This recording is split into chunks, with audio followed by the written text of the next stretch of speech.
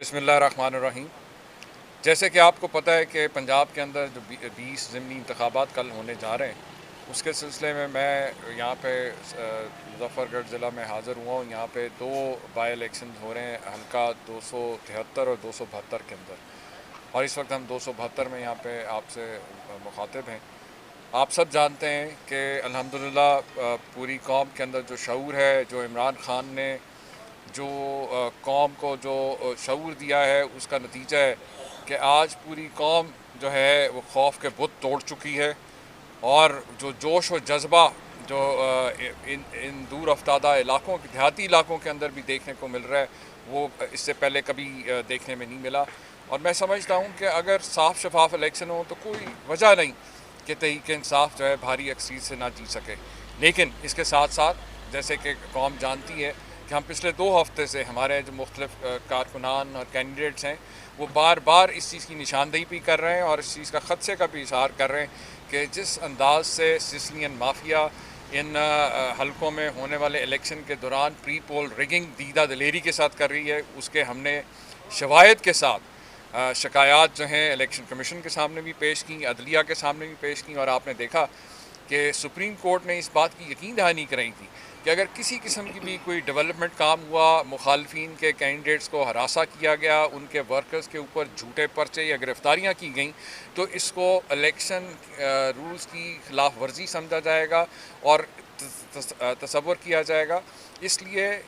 कोई भी अगर आज और कल ये इलेक्शन से पहले, जिस तरह ख़बरें भी कुछ अर्सा पहले जो है डीजी खान से भी खबर आई कि वहाँ पे हमारे जो है वर्करों को गिरफ़्तार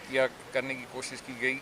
हरासा करने की कोशिश की जा रही है, तो इसकी हम सख्त मज़म्मत करते हैं और हम समझते हैं कि ये गैर आइनी और गैर कानूनी अमल है। इसलिए हम इंतज़ामिया को और पुलिस को सख्ती से वार्न कर रहे हैं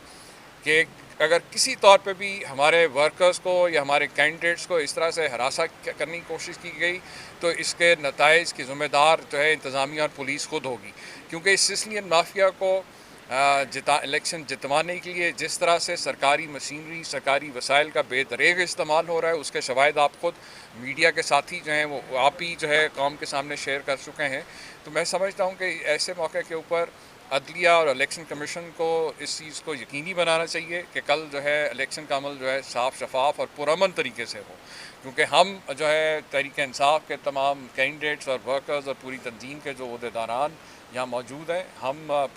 पुरअमन शहरी हैं, ज़िम्मेदार शहरी हैं, और हम नहीं चाहते कि नून लीग की कोशिश है कि वो अपनी हार को जो है वो खाना जंगी या लड़ाई मार पिटाई की तरफ जो है हालात को लेके जाने की कोशिश करे। हमारी पूरी कोशिश होगी कि हम बिल्कुल इनके इस ट्रैप में नहीं आए, क्योंकि हम जानते हैं कि जब इनको इस चीज़ का यकीन हो गया कि अवाम इनको बुरी तरह से मुस्तरद कर चुकी है, क्योंकि इन लोगों ने यहाँ ये जो इलेक्शन होने जा रहे हैं ये कोई नज़रियाती इख्तलाफ की वजह से इन्होंने पार्टी नहीं बदली।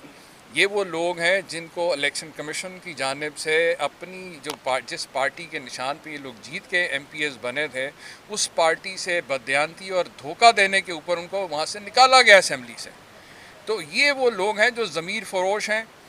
और इन ज़मीर फ़रोशों को टिकट दे के नून लीग ने ना सिर्फ कौम से बल्कि अपने वोटरों से भी इन्होंने धोखा किया है। तो मैं समझता हूँ कि नून लीग जो है वो अपने